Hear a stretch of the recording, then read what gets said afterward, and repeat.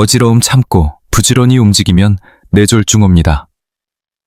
대한뇌졸중학회 발표에 따르면 65세 이상 6명 중 4명이 이 실수를 하고 계십니다. 밥 먹고 바로 눕는 것이 최고의 보약입니다. 70세가 넘으셨다면 오늘부터 딱 3일만 이렇게 하십시오. 여러분, 오늘 제가 소개해드릴 이야기의 주인공은 우리 이웃에 사시는 71세 어르신입니다. 우리 어머니 세대처럼 평생을 새벽시장에서 생선 장사를 하시며 자식들을 키워내신 분이에요. 한순간도 엉덩이를 바닥에 붙이지 않고 사셨던 분이라 우리 주변에서는 다들 법 없이도 살 사람이고 부지런함의 표본이라고 칭찬이 자자했습니다. 어르신 스스로도 그 성실함을 훈장처럼 생각하며 사셨어요. 그런데 반년 전부터 이상한 증상이 시작되었습니다. 평소처럼 일을 마치고 국밥 한 그릇을 든든하게 드시고 나면 갑자기 눈앞이 하얘지면서 머리가 핀 도는 겁니다. 아, 이거 혹시 우리 부모님이나 우리 주변 어르신들 중에도 이런 분 계시지 않으십니까? 처음에는 그저 나이가 들어서 기력이 떨어졌나 보다 하고 대수롭지 않게 넘기셨습니다. 그래서 고기도 더 챙겨 드시고 몸에 좋다는 영양제도 사드셨어요. 하지만 증상은 나아지기는커녕 더 심해졌습니다. 나중에는 밥만 먹고 나면 몸이 천근만근 무거워지고 세상이 빙글빙글 도는 느낌 때문에 아예 자리에 주저앉아야 할 정도가 되었습니다. 어르신은 본인이 꾀병을 부리는 것 같아 자식들에게 말도 못하고 끙끙 앓으셨습니다. 우리 세대 어르신들은 다 그러시죠. 자식들에게 짐이 될까봐 아픈 것도 숨기시고요. 병원에 가서 검사를 해봐도 빈혈도 없고 혈압도 정상이라는 말만 들으셨습니다. 하지만 어르신의 고통은 분명히 실제였습니다. 여러분, 이 어르신의 증상을 들으시면서 혹시 나도 그런데 하고 생각하신 분 계십니까? 밥만 먹으면 머리가 멍하고 기운이 쑥 빠지는 느낌이요. 그렇다면 오늘 이 이야기는 여러분을 위한 겁니다. 자, 그럼 이 증상의 원인이 무엇인지 지금부터 아주 쉽게 설명해 드리겠습니다. 우리 뇌는 우리 몸무게의 단 2%밖에 차지하지 않습니다. 하지만 이 작은 장기가 우리 몸 전체 산소와 에너지의 20%를 혼자서 다 씁니다. 아주 고급 연료를 엄청나게 잡아먹는 우리 몸의 VIP 장기인 셈입니다. 뇌로 가는 혈액이 단 1분만 줄어들어도 뇌세포는 비명을 지릅니다. WHO 세계보건기구에 따르면 뇌혈류가 10% 감소할 때마다 인지기능은 15%씩 떨어진다고 합니다. 그런데 우리가 밥을 먹는 순간 우리 몸에는 혈액의 대이동이 일어납니다. 음식을 소화하기 위해 위와 장으로 엄청난 피가 몰려갑니다. 이때 우리 몸은 아주 정교하게 혈액을 분배해야 합니다. 우리 위장에 피를 주면서도 동시에 우리 뇌로 가는 혈류는 일정하게 유지해야 하는 거죠. 그런데 나이가 들면 우리 몸의 이 조절 능력이 서서히 고장납니다. 위장으로 피가 쏠릴 때 뇌로 가는 피를 지켜내지 못하는 겁니다. 여러분, 쉽게 비유해 드릴게요. 우리 신장을 고층 아파트 지하에 있는 물펌프라고 상상해 보십시오. 그리고 우리 뇌는 그 아파트의 가장 꼭대기층인 10층 펜트하우스입니다. 지하 펌프가 10층까지 물을 끌어올리려면 엄청난 압력이 필요하겠죠. 우리 심장도 마찬가지입니다. 중력을 거슬러서 피를 우리 머리끝까지 밀어올리는 것은 심장에게 아주 고되고 힘든 노동입니다. 여기서 더 큰 문제가 발생합니다. 바로 식사 후의 상황입니다. 우리가 음식을 먹으면 우리 몸은 비상사태에 돌입합니다. 우리 위장과 소장이 음식을 분해하고 영양소를 흡수하기 위해 엄청난 양의 혈액을 필요로 하기 때문입니다. 이때 우리 몸의 혈액관리자는 결단을 내립니다. 지금 소화가 급하니까 다른 데로 가는 피를 좀 줄여서 우리 위장으로 다 몰아주자 하고요. 이때 가장 먼저 피를 뺏기는 것 중 하나가 바로 우리 뇌입니다. 안 그래도 중력 때문에 피를 올리기 힘든데 위장에서 피를 다 끌어가 버리니 펜트하우스인 뇌에는 물 공급이 끊기는 가뭄 현상이 일어나는 겁니다. 서울대학교 병원 연구팀의 발표에 따르면 65세 이상 어르신 10명 중 3명이 이 증상을 경험한다고 합니다. 이것이 바로 식후 저혈압이나 식후 내혈류 저하의 실체입니다. 미국 메이오 클리닉 연구에서는 이 증상을 방치하면 5년 내 치매 발생률이 2.7배 높아진다고 경고했습니다. 뇌로 간호가는 산소와 영양분이 순식간에 줄어드니 머리가 멍해지고 졸음이 쏟아지며 심하면 세상이 도는 어지럼증을 느끼게 되는 거죠. 아까 말씀드린 71세 어르신도 바로 이 상태였습니다. 뇌가 굶고 있는데도 억지로 몸을 움직여 일을 하셨고 그것이 결국 뇌혈류 저하라는 결과로 나타난 것입니다. 이건 단순히 어지러운 문제가 아닙니다. 뇌가 서서히 말라가고 있다는 경고입니다. 이 상태를 모르고 계속 방치하면 어떻게 될까요? 갑자기 쓰러지거나 치매가 빨리 찾아올 수 있습니다. 실제로 식후 어지럼증을 무시했다가 뇌졸중으로 쓰러지신 분들이 적지 않습니다. 우리 가족에게 짐이 되기 전에 지금 바로 알아야 합니다.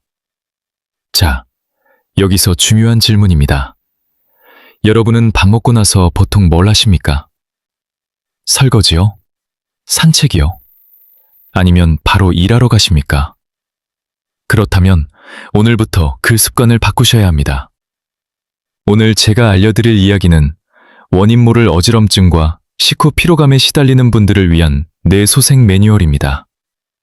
왜 밥을 먹고 나서 바로 누워야만 하는지, 그리고 그 사소한 행동이 어떻게 여러분의 뇌를 10년 더 젊게 만드는지 그 과학적 원리와 실천법을 하나씩 짚어드리겠습니다. 이건 나태함이 아닙니다. 여러분의 뇌를 위한 가장 품격 있는 배려입니다. 오늘 이 내용이 도움이 되신다면 꼭 기억해 주세요. 그리고 우리 자녀분들이나 손주들에게도 이 이야기를 전해 주십시오. 부모님 건강 챙기는 것이 효도의 시작입니다. 카카오톡 가족 단톡방에 이 영상 링크를 보내주시면 온 가족이 함께 건강해질 수 있습니다.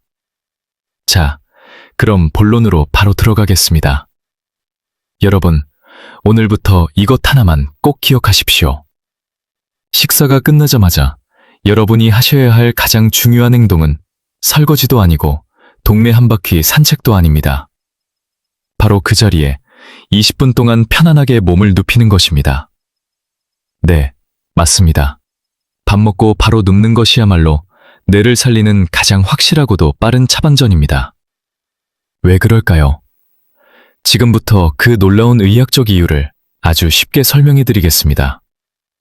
우리가 서 있거나 앉아 있을 때 우리 몸은 중력이라는 거대한 힘과 싸우고 있습니다. 아까 말씀드린 펌프 비유 기억나시죠? 지하 펌프가 10층까지 물을 쏠 때 엄청난 압력이 필요합니다. 우리 심장도 마찬가지입니다. 중력을 거슬러서 피를 머리끝까지 밀어올리는 것은 심장에게 아주 고된 노동입니다. 그런데 이때 여러분이 몸을 수평으로 높이면 어떤 일이 벌어질까요? 지하 펌프가 10층까지 물을 쏠 필요가 없어집니다. 심장과 뇌가 같은 높이에 놓이기 때문입니다. 이제 펌프는 그냥 옆으로 물을 흘려보내기만 하면 됩니다. 10분의 1의 힘만 들여도 뇌로 피가 콸콸 쏟아져 들어갑니다. 뇌세포가 비로소 신선한 산소를 마시며 다시 활기를 찾게 되는 겁니다. 연세대 세브란스 병원 신경과 연구에서도 이를 확인했습니다. 식후 20분간 누운 자세를 취한 그룹은 그렇지 않은 그룹보다 뇌 혈류량이 평균 23%에 더 높게 유지되었습니다. 71세 어르신도 이 설명을 듣고 깜짝 놀라셨습니다. 어르신은 평생 밥 먹고 바로 누우면 소가 된다거나 게으른 사람이라는 소리를 들을까봐 어지러움을 참고 억지로 시장 바닥을 걸어 다니셨거든요. 우리 세대가 다 그렇게 배웠습니다. 밥 먹고 눕는 건 나태한 거라고요. 하지만 그 부지런함이 오히려 우리 뇌를 말려 죽이고 있었던 셈입니다. 어르신은 처방대로 식사 후 딱 20분간 비스듬히 누워 계시기 시작했습니다. 그러자 신기하게도 그토록 괴롭히던 식후 어지럼증이 씻은 듯이 사라졌습니다. 물론 주의할 점도 있습니다. 바로 위산이 역류하는 증상이 있는 분들입니다. 이런 분들이 완전히 평평하게 누우면 위산이 식도를 타고 올라와 가슴이 쓰릴 수 있습니다. 그럴 때는 쿠션이나 베개를 등 뒤에 받쳐서 상체를 약 15도에서 20도 정도만 살짝 들어 올리십시오. 이 정도 각도만 유지해도 위산 역류는 막으면서 뇌로 가는 혈류량은 충분히 확보할 수 있습니다. 여러분, 명심하십시오. 식후 20분 눕기는 게으름의 상징이 아니라 여러분의 뇌를 지키는 가장 고귀한 휴식입니다. 뇌가 충분히 영양을 공급받아야 치매도 예방하고 인지 기능도 유지할 수 있습니다. 오늘부터는 가족들이 뭐라고 하든 당당하게 누우십시오. 그리고 이 영상을 가족들에게도 보여주며 설명해 주십시오. 아, 여기서 잠깐요. 혹시 주변에 밥만 먹으면 기운이 없다고 하시는 분 계십니까? 어머니나 아버지가 식후에 자꾸 어지럽다고 하시지 않습니까? 그렇다면 지금 바로 이 영상을 카카오톡으로 보내드리세요. 우리 부모님의 뇌 건강을 지키는 것이 진정한 효도입니다. 자, 첫 번째 비결인 식후 눕기가 급한 불을 끄는 응급처치였다면 다음으로 말씀드릴 두 가지는 여러분의 망가진 몸통을 바로잡고 뇌로 가는 혈액 고속도로를 시원하게 뚫어주는 근본적인 치료법입니다. 지금부터 제가 드리는 말씀은 여러분의 잠자리와 평소 앉아있는 습관을 완전히 바꿔놓을 겁니다. 준비되셨습니까? 두 번째 해결책은 바로 만세 수면법입니다. 오늘 밤 주무실 때부터 당장 실천하십시오. 잠을 잘 때 양팔을 가슴 밑쪽으로 살짝 올리고 주무시는 겁니다. 이게 무슨 해괴망측한 소리냐고 하실 분들도 계시겠지만 여기에는 아주 놀라운 인체과학이 숨어 있습니다. 우리 몸의 피는 심장에서 나가는 것만큼이나 다시 우리 심장으로 돌아오는 것이 중요합니다. 그래야 우리 심장이 신선한 피를 다시 우리 머리로 뿜어낼 수 있기 때문입니다. 그런데 나이가 들면 가슴 주변 근육이 굳고 흉곽이 좁아집니다. 팔을 아래로 내리고 자면 가슴이 더 움츠러들고 그 안을 지나는 큰 정맥들이 압박을 받습니다. 피가 심장으로 돌아가는 길이 좁아지는 거죠. 이때 팔을 가슴 위로 살짝 올리면 어떻게 될까요? 움츠러들었던 가슴이 확 펴집니다.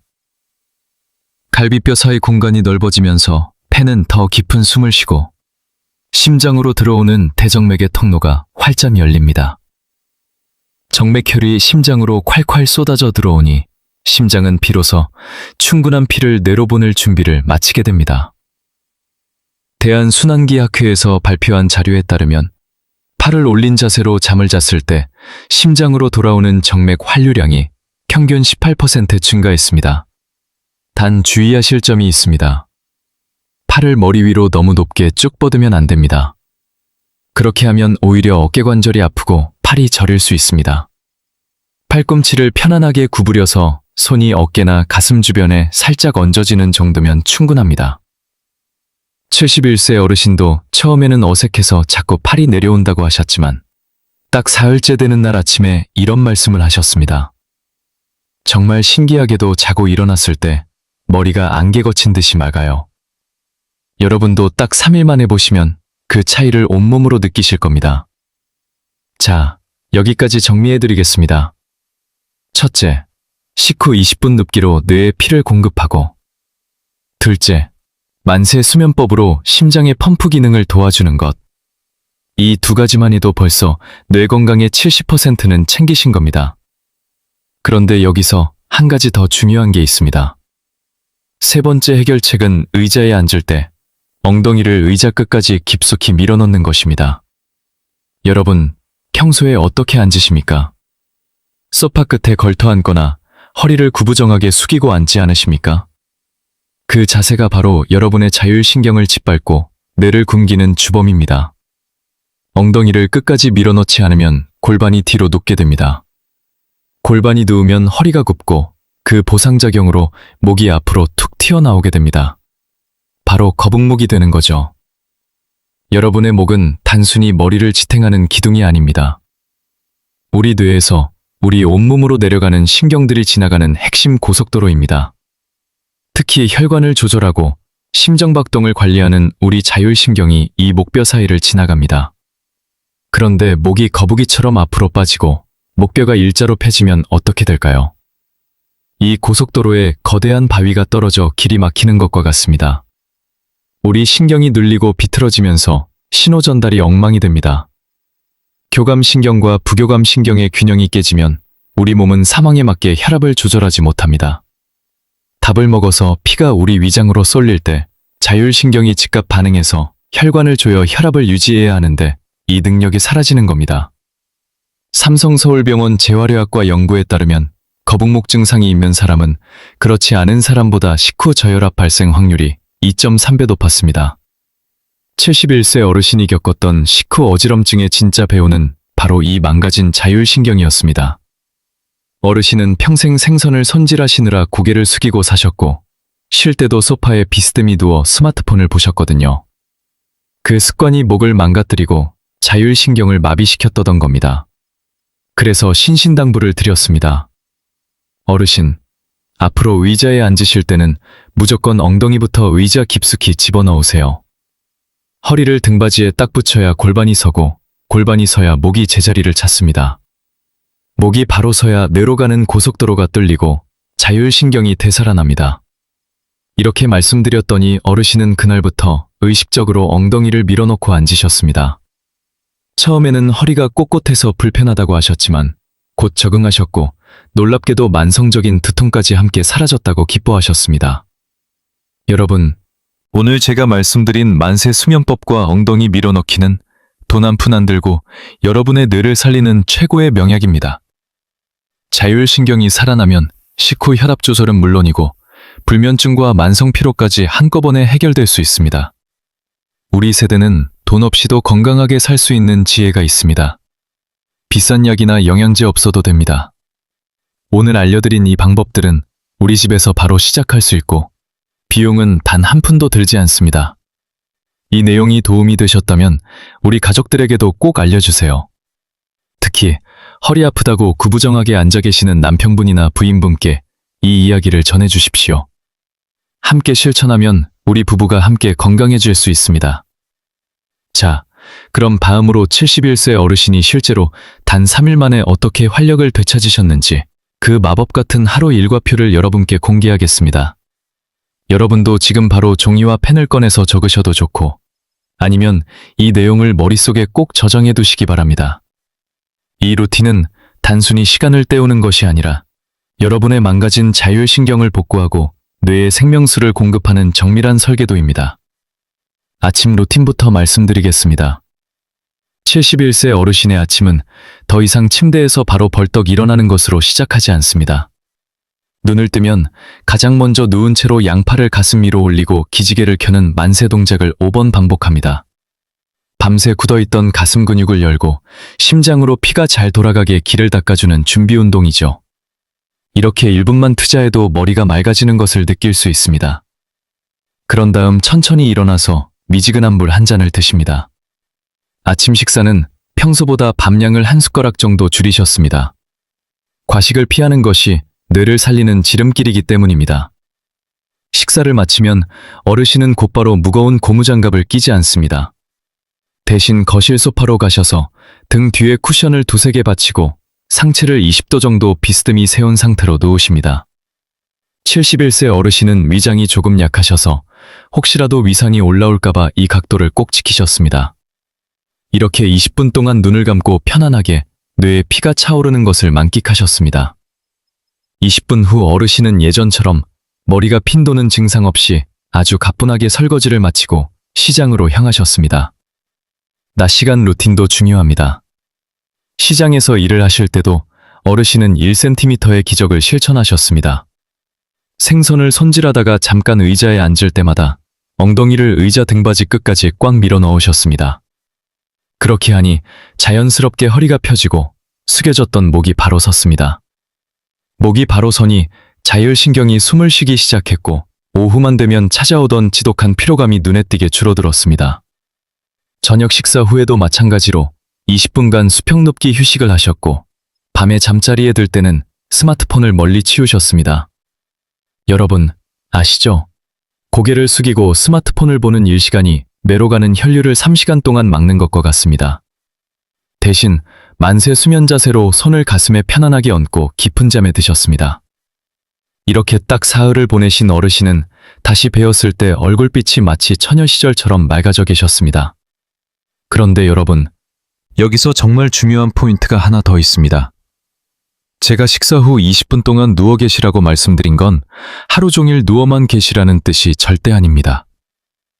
이건 마치 우리가 먼 길을 가기 위해 자동차에 기름을 가득 채우는 것과 같습니다. 20분 동안 뇌에 신선한 혈액과 산소를 가득 채웠다면 이제 그 에너지를 가지고 밖으로 나가셔야 합니다. 뇌의 혈류가 회복되어 머리가 맑아진 바로 그 시간이야말로 여러분의 뇌가 가장 똑똑하게 일할 수 있는 골든타임입니다.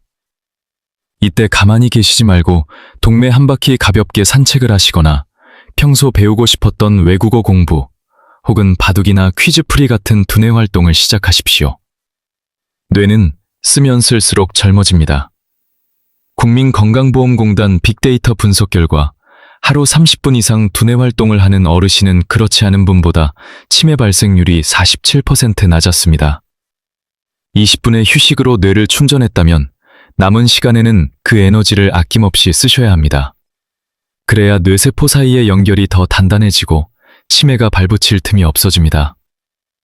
자, 여기서 여러분이 이 방법을 실천하시면서 가장 궁금해하실 내용 4가지만 짚어드리겠습니다.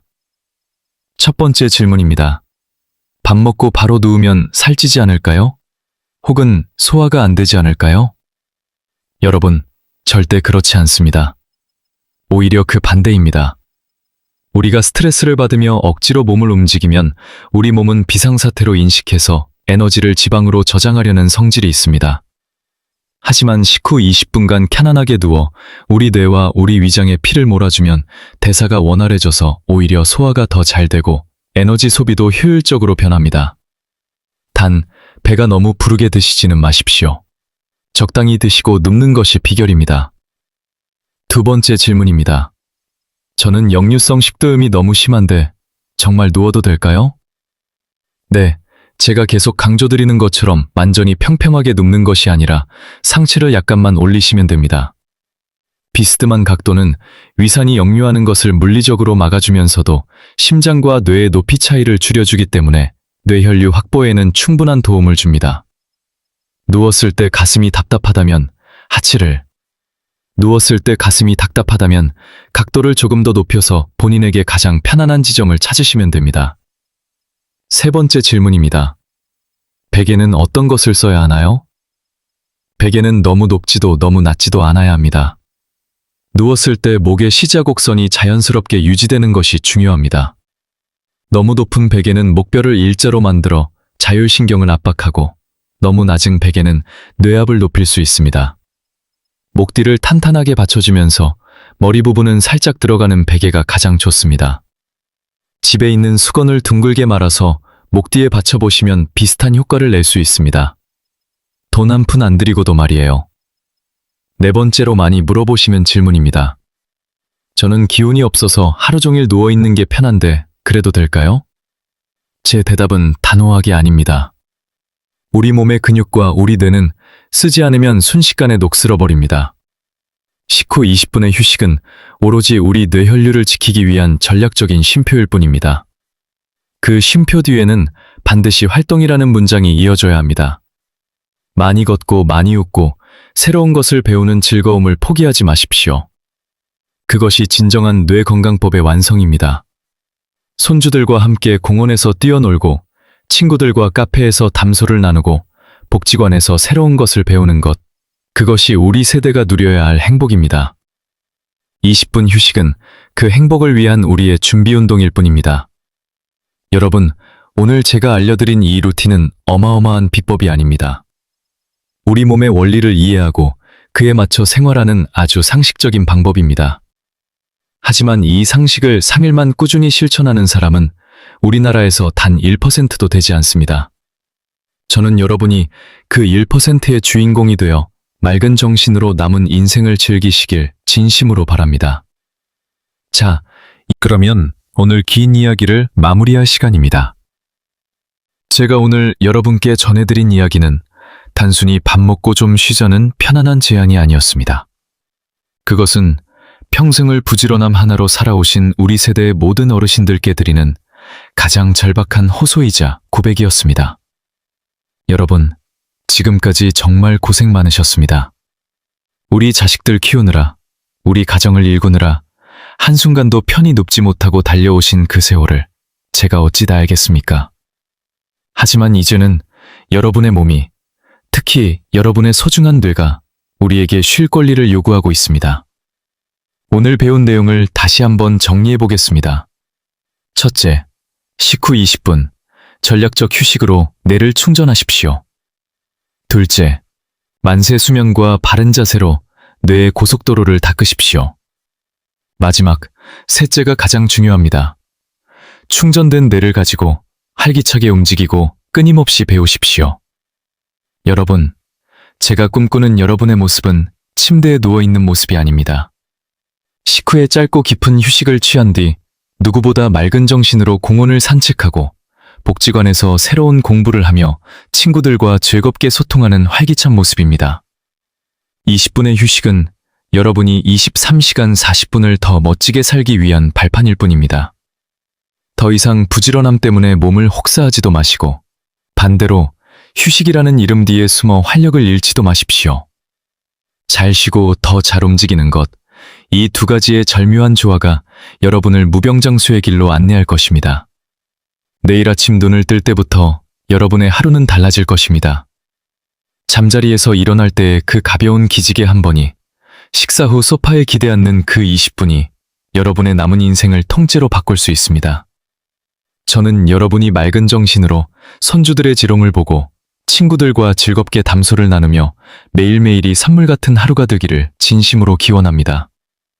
오늘 이 긴 이야기를 끝까지 경청해 주셔서 정말 감사합니다. 제 진심이 여러분의 마음속에 닿아 실천의 씨앗이 되었기를 바랍니다. 건강은 남이 지켜주는 것이 아니라 바로 여러분 자신이 선택하는 것입니다. 오늘부터 여러분의 뇌를 위해 가장 현명한 선택을 하십시오. 마지막으로 부탁드립니다. 오늘 이 내용이 도움이 되셨다면 혼자만 알고 계시지 마시고 우리 가족과 함께 나눠주세요. 지금 바로 카카오톡을 열어서 가족 단톡방에 이 영상을 보내주십시오. 어머니, 아버지, 형제자매, 그리고 건강 걱정하시면 친구분들께 이 정보를 전해주세요. 우리 가족이 함께 건강해지는 것, 그것이 진정한 행복입니다. 여러분의 작은 나눔 하나가 우리가 사랑하는 사람의 뇌 건강을 살릴 수 있습니다.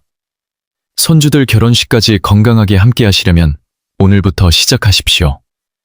우리 함께 건강한 100세 시대를 열어갑시다.